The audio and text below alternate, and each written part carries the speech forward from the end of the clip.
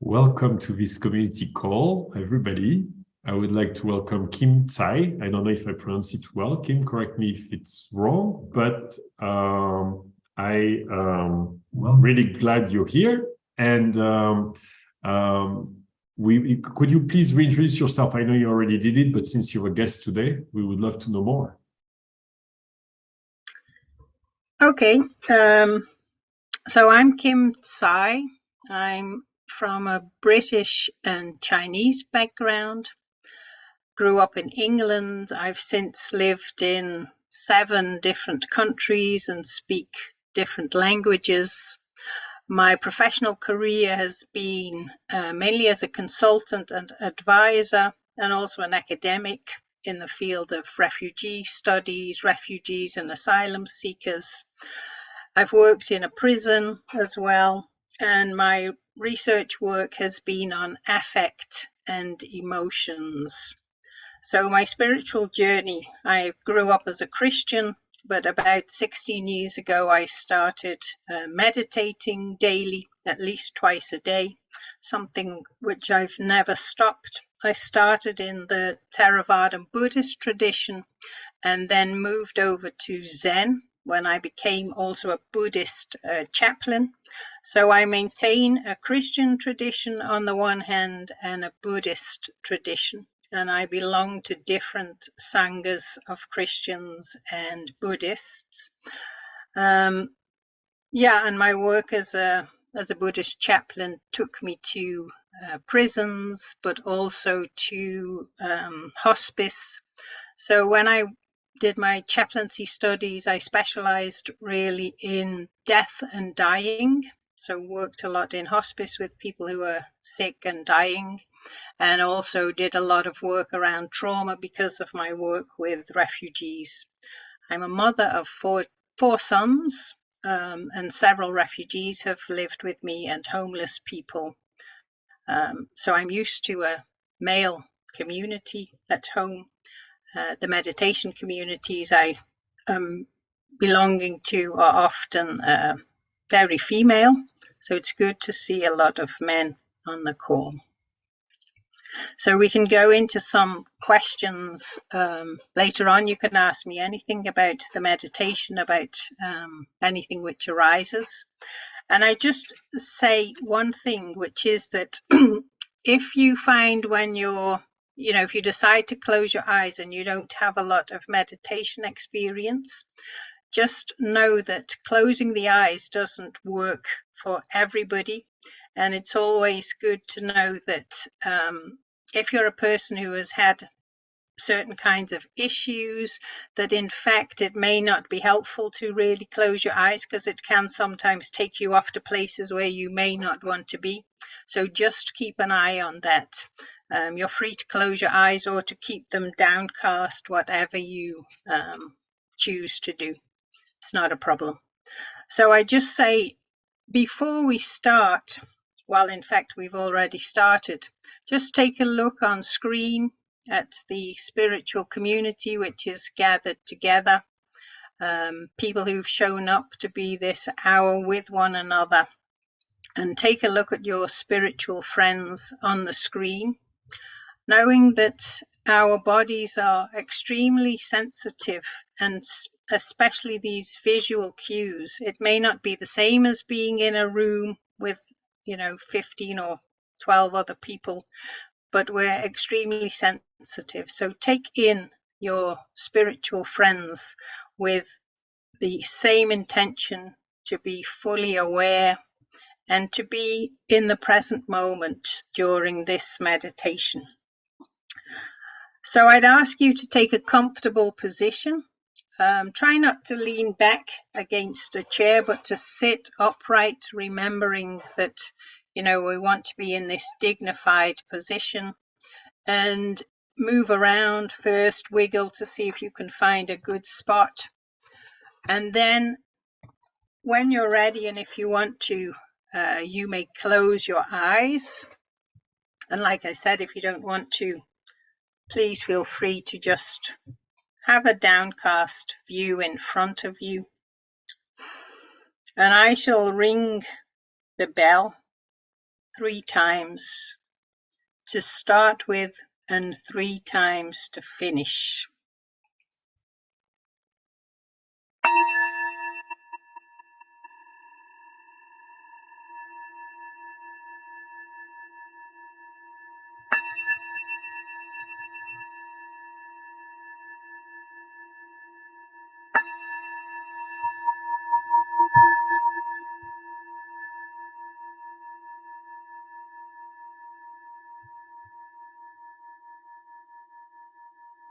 And hearing the sound of these 3 bells, which can also represent the 3 jewels of our existence, the 3 gems, but also perhaps known as the 3 bases. So we have the meditative base, the relational base, and the base of the teachings. So I'd invite you to take a few deep in and out breaths through the nose, and breathing in, coming home to this body which is seated on a chair, maybe on the floor. And as you breathe out, coming even deeper into this present moment. Breathing in again deeply, returning to the body. And breathing out, coming even deeper to this sense of being in the present moment. Maybe just one more deep in and out breath. Sensing this present moment.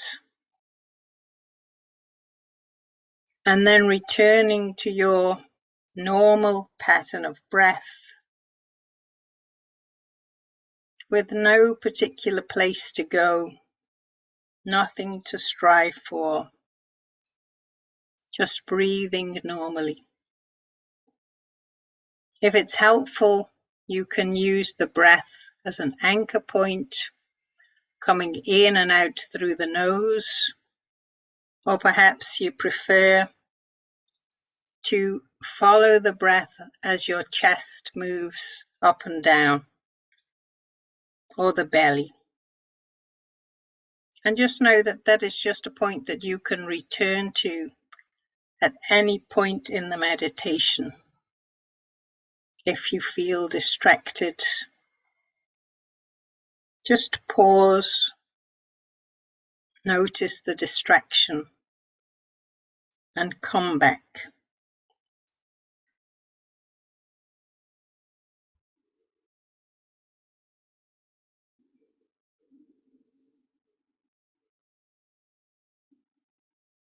And each time we pause, we can note if there's any small amount of holding,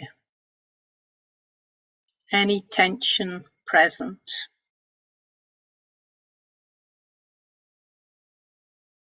And we invite relax.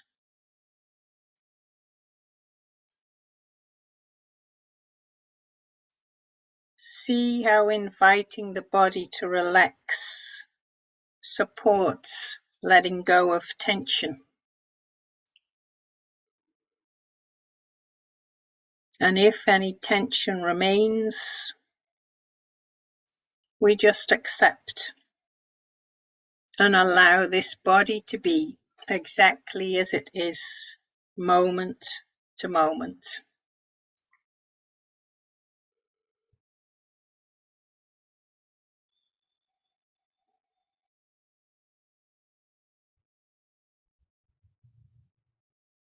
We see if we can invite and welcome everything as it is,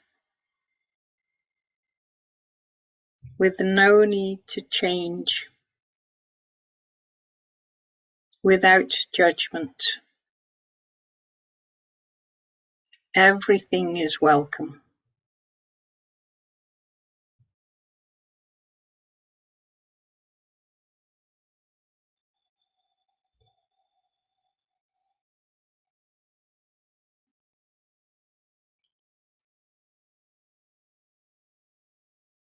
Noticing the body-mind, whether the mind is busy, calm, relaxed,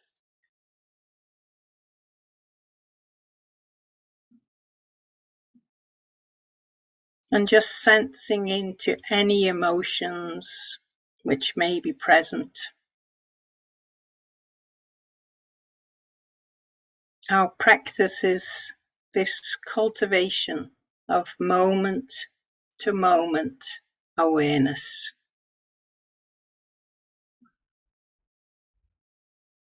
Welcoming everything in without clinging, without going off on some narrative or big long story.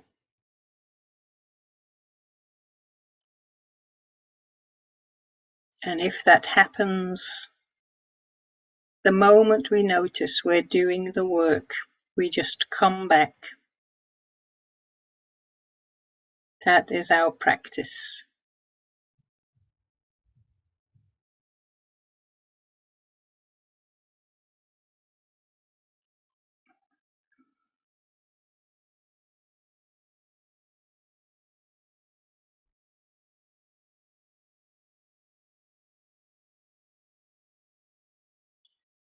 We notice if there's a reactive mind during the silence, if there's an expectation of voice, if there's an unpleasantness or pleasantness as you hear the voice.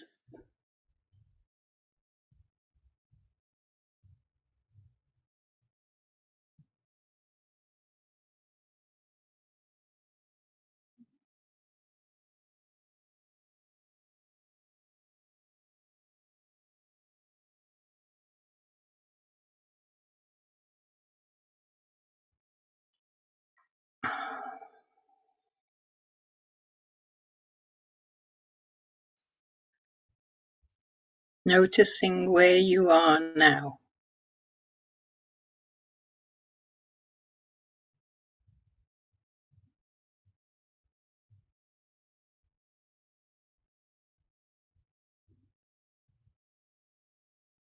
Using the pause to cut through our reactive habits or our usual storytelling mind.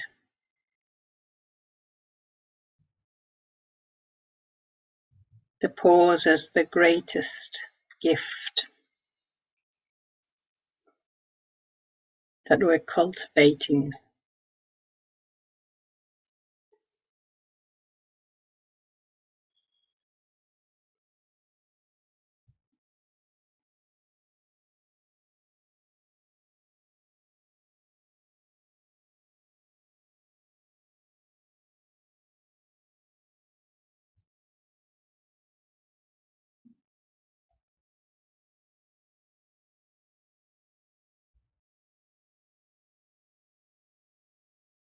Notice if there's unease in the body, an unpleasant lack of familiarity with sitting still in silence, becoming intimate with yourself in this moment and the next moment.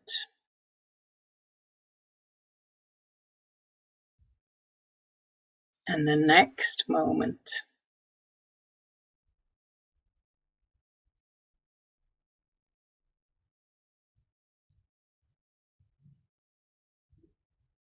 This is our practice.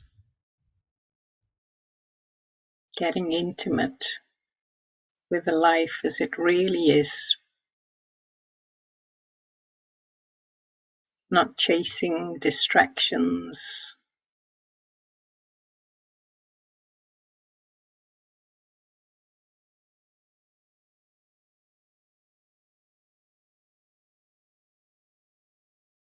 but finding ourselves moment to moment.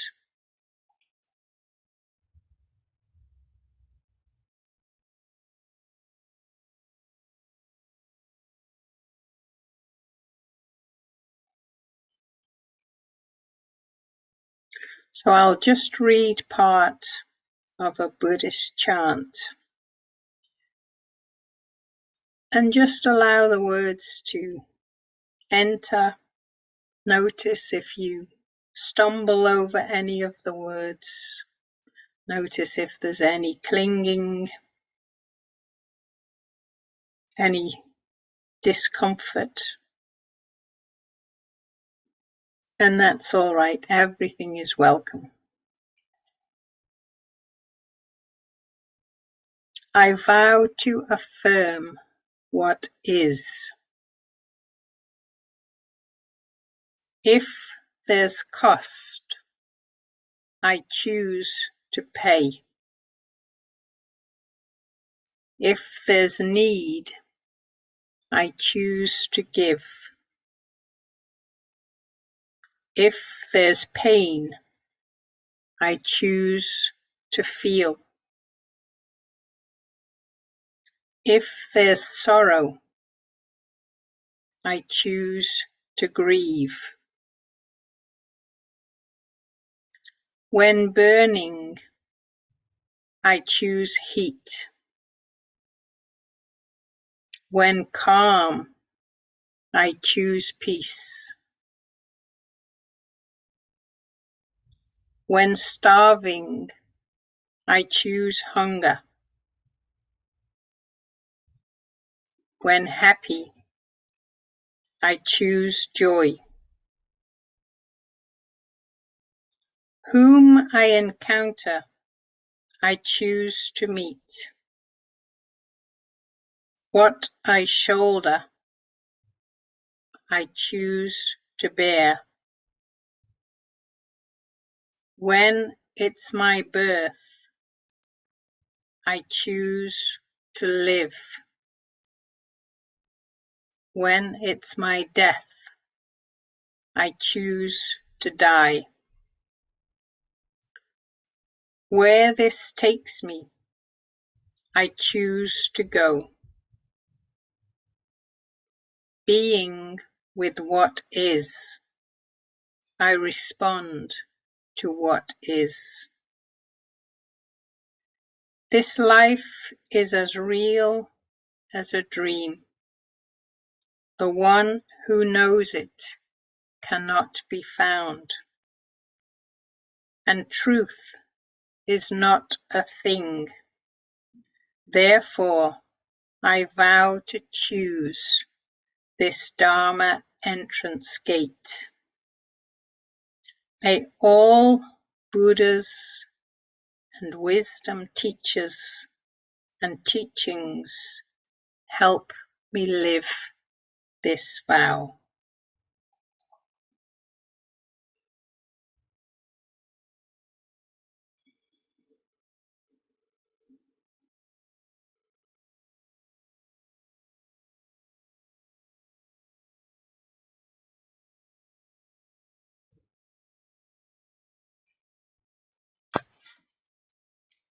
Noticing what is alive right now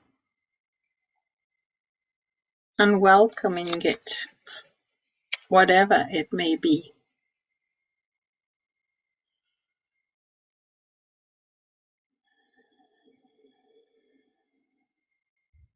Meeting each moment as if it's a choice. This is the practice. This is how we integrate all aspects of our lives, making them one.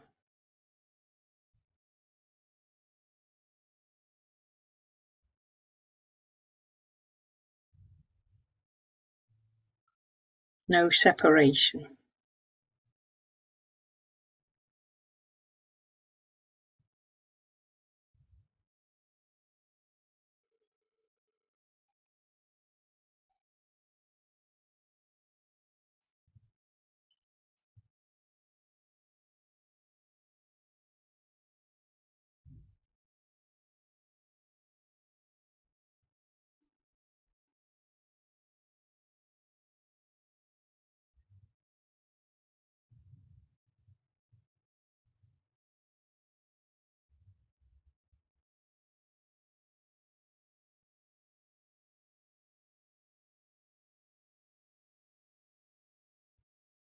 Noticing how it is in this moment.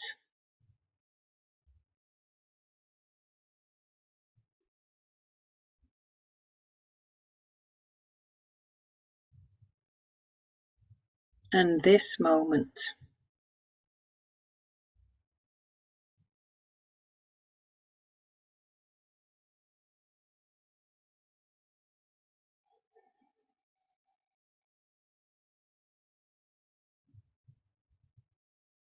Pause, relax, and open, moment by moment.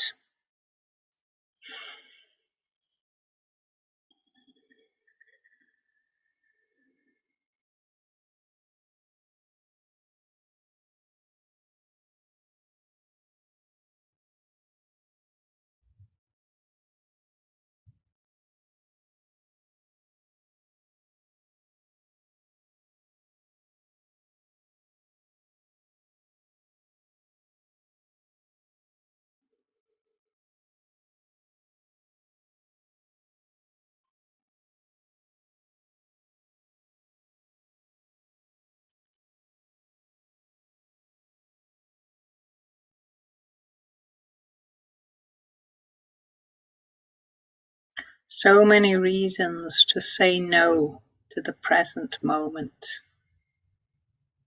What is it like to say yes?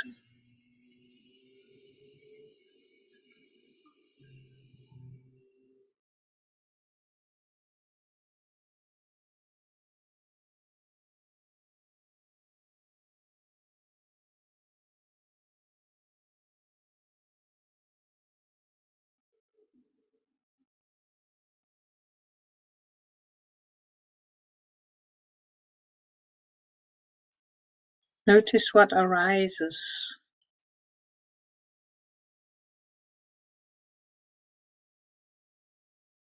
And notice what falls away.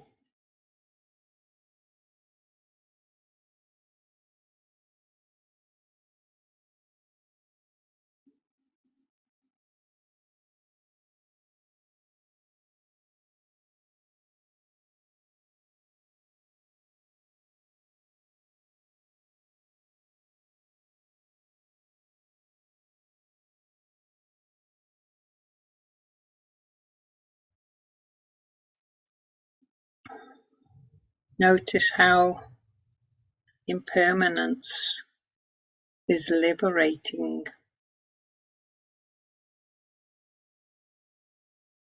And how clinging to ideas, concepts,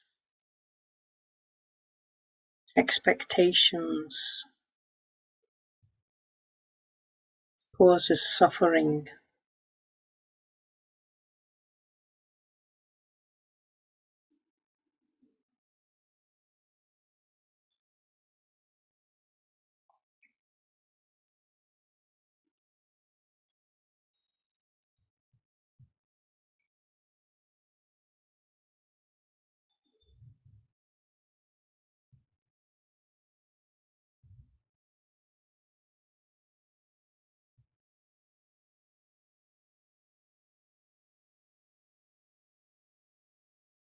So perhaps just before we finish, take another couple of deep breaths, making contact with the body, sitting grounded. And I'll finish with 3 gongs and a short closing chant.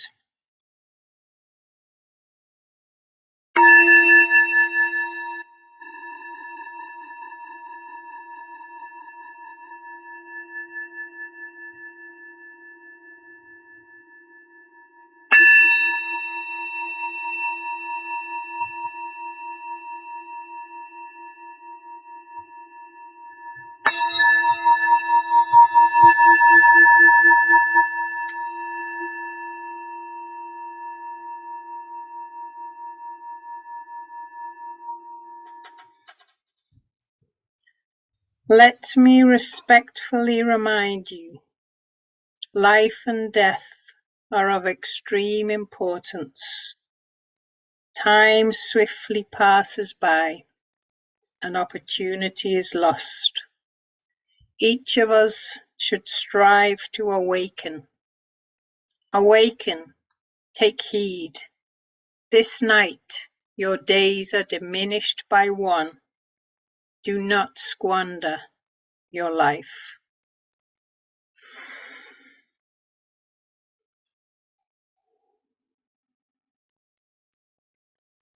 Thank you. Thank you, Kim.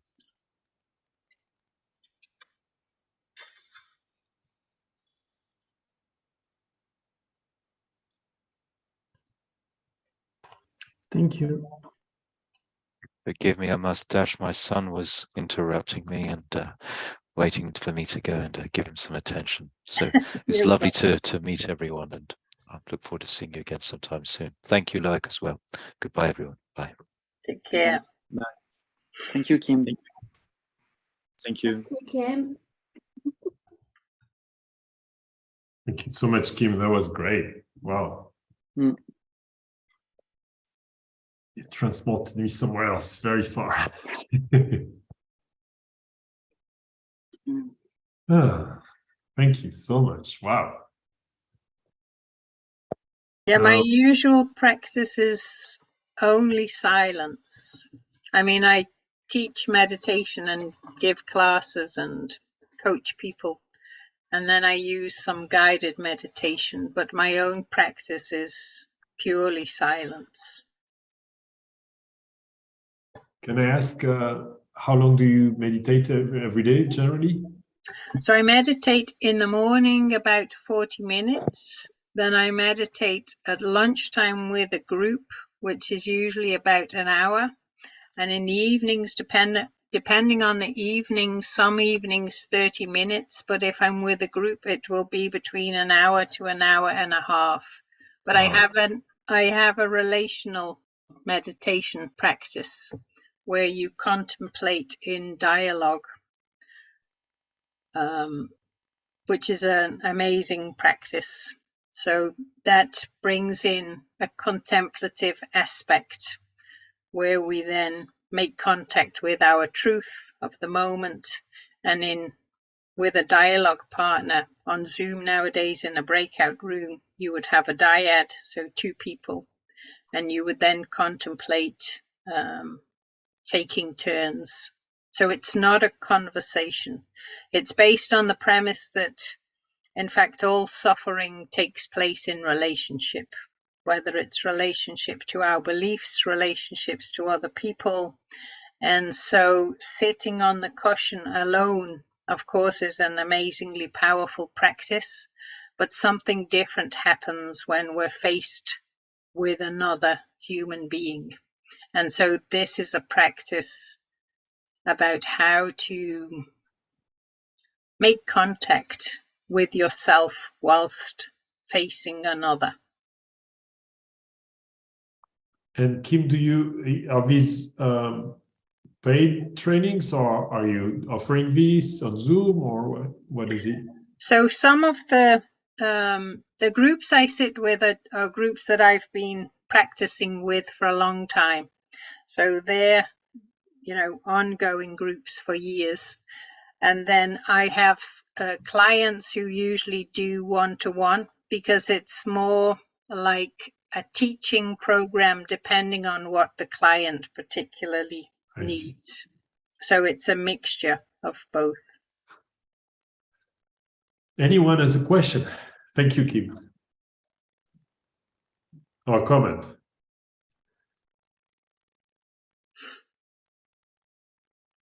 Go ahead. Yes, I have a comment. I was really surprised, but there is a lot of words and sound in your meditation. For me, it's more relying on breathing or sensation, but your words are supporting very well the breathing. It goes together. I don't know if it's a special technique or it's a Kim technique or you find it elsewhere, but it's very powerful. Thank you.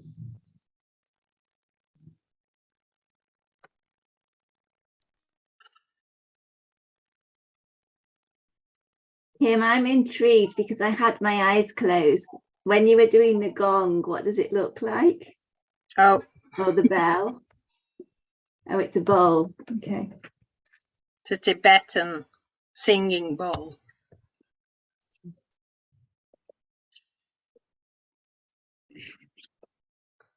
I think it's just calmed everybody down. So we're all a bit, ooh, a bit woozy. Yeah, I need to sleep right now. Thank you, Kim. It was super cool. No, it was super cool. Thank you so much. Now is John in California. Now you feel like sleeping or a good start of your day? I'm ready to go. Wide awake. Yes, it was really relaxing. I kind of phase out, you know, like when you I'm a bit stoned, but really great to feel that and to because I'm looking for a lot of introspection recently to go inside myself, and I really could feel that during the meditation. So it's important to know which kind of meditation practice is out there. And also to, we have these relaxation meditations, and in those meditations, it can sometimes feel like, we're somewhere else.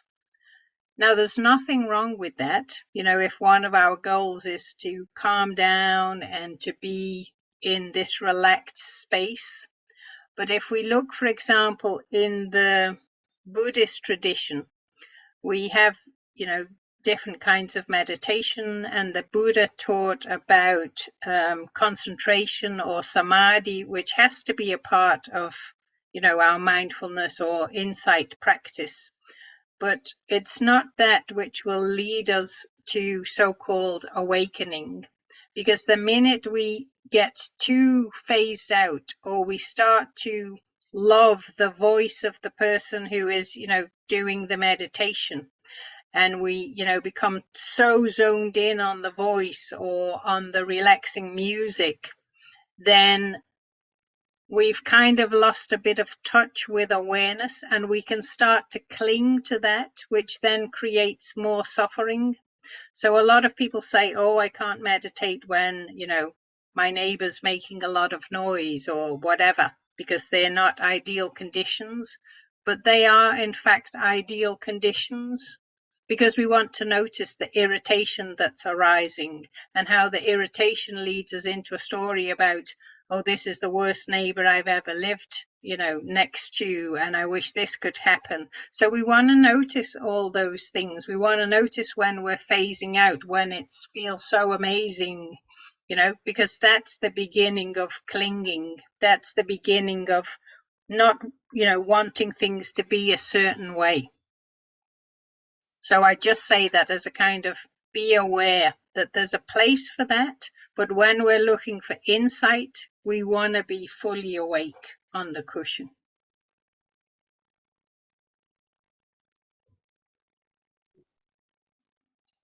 I got one for you, Kim. I've been wondering a lot about the last days and tried to write about it. And I have a 3-page long newsletter that I didn't post about, and you quoted it in your meditation. So this is why I feel like bringing awakening. or enlightenment. And I started writing, and then I ended up like about to press the send button, and I said, no, I can't send that.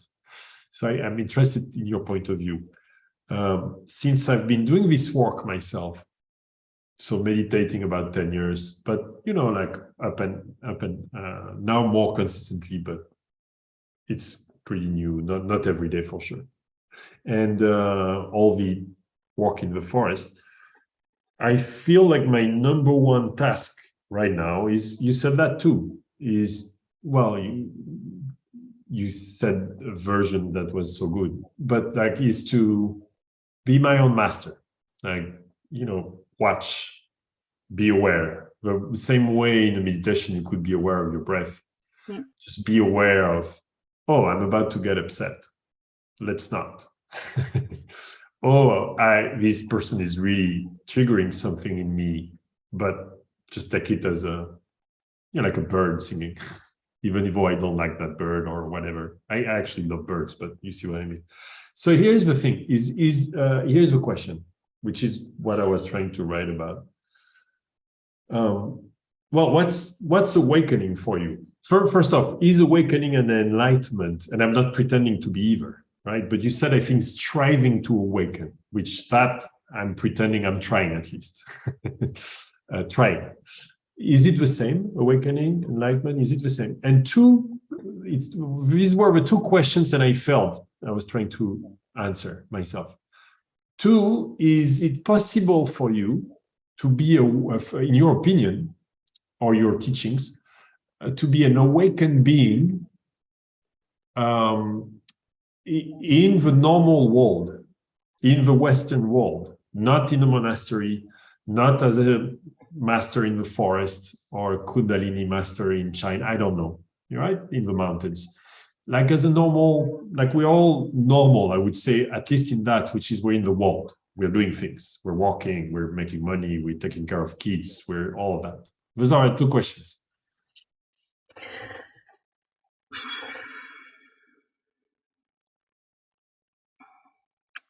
So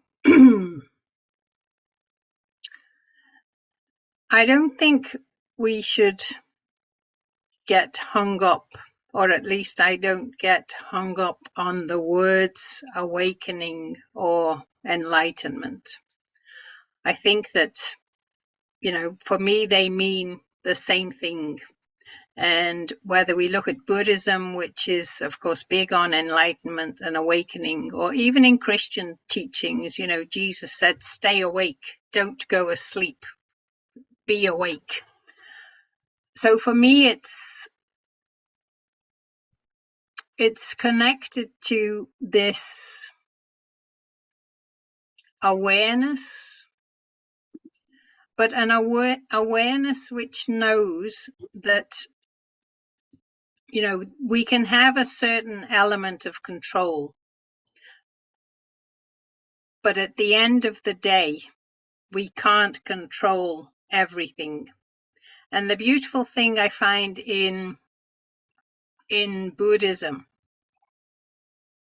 is that, and especially in Zen, is that there's this great knowledge of paradox. So we have the absolute, and we, the enlightened, the transcendent, but we also have the mundane, the everyday and the ordinary. And in many of the Buddhist chants, they fit together like a box with a lid. So this is what is really interesting for me. Being awake is having a whole life path where nothing is separate. So, is my work spiritual? Well, I think it's always integrated, even though we may feel that it isn't. So everything fits together. So we in this enlightened state where everything is one, great Buddhist masters and teachers, for example, when somebody felt, you know, that they were enlightened, they would hit them. Why do they hit them? Because in the mundane world, you can get hit and you can get hurt. So we can't go about living with this sense of always everything being one, because we do have to make choices, you know? So it's a beautiful idea, and we will have these moments of great feelings of being one with nature, being one with all the people on the screen. But at the end of the day, we live in the real world where we have to make mundane choices. And then as soon as we start to embody these paradoxes and these tensions, and we decide in this moment, this is the wise thing to do, and in the next moment, it may be something else. For me, that is somebody who's awakened, who has this whole life path, embodiment, if you like. I don't know if that answers your question, but for me, it's all about holding the tensions. Because what happens when people, you know, what I've seen is that when people become overly, everything is one and we all love one another, yeah, that's wonderful. And in the end, you know, on some absolute level, it's true.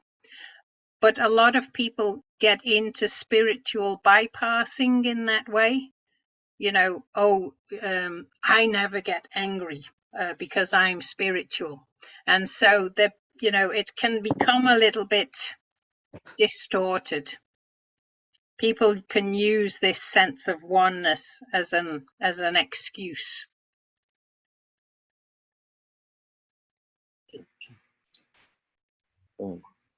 I don't know if that answers your question or if it's now even more unclear.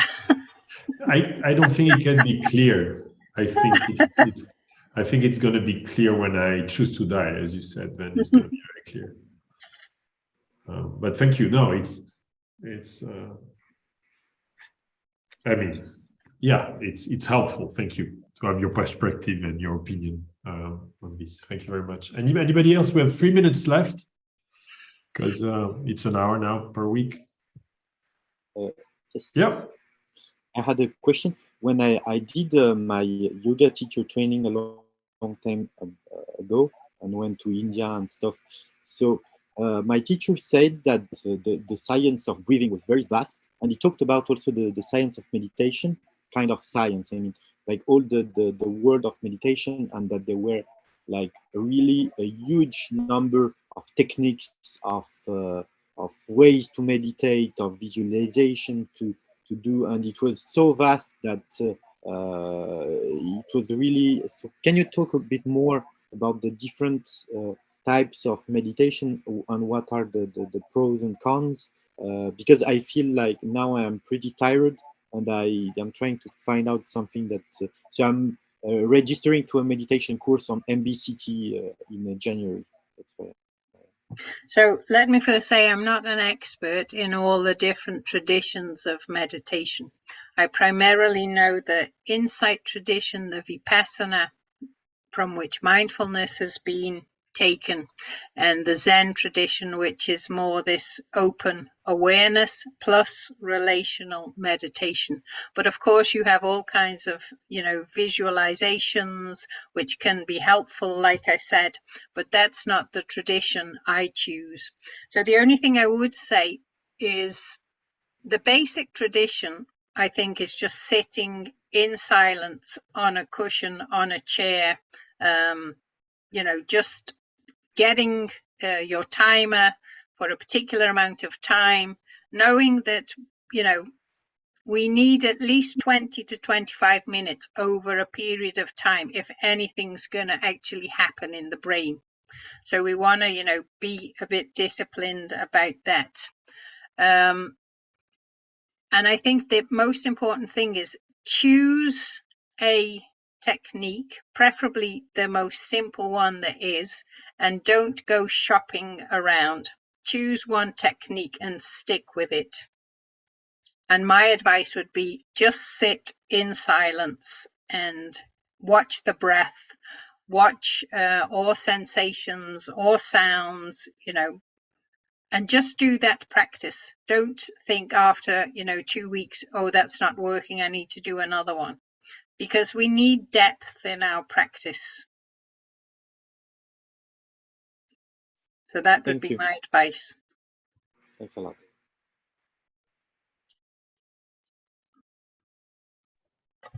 Well, it's 1 hour because it's different time zones. Kim, thank you so much for this hour with you and your guided meditation. Very, very profound for us. And for everybody, it's so good to see all your faces and to hear those of you who spoke. And it's a joy for me to come to this weekly call and see everybody. It gives me a lot of energy. So thank you, everybody. Thank you. We'll see you all in Discord. And Kim is in Discord. Yeah. Kim is in Discord. I'll just finish there. You can, keep asking questions to Kim. And I would love to have more guests like this coming straight from the community rather than me trying to find someone. So if you have any ideas, questions, just message me on the Discord. No problem. Yeah, direct message or just post it in the meditation. There is a meditation theory. I forgot how we called it. Meditation knowledge or something channel. So let's put it there, then everybody can see if you like, or private if you like. And if you think of anyone we should invite, I would love this community, of course, to be more exactly what happened today, decentralized. So Jackie and Kim organized this. And Kim was our guest today. So thank you, Jackie, for organizing and taking care of the meditation channel as well. The more decentralized, the best. Thank you so much, everybody. We'll see you in Discord. Thank you.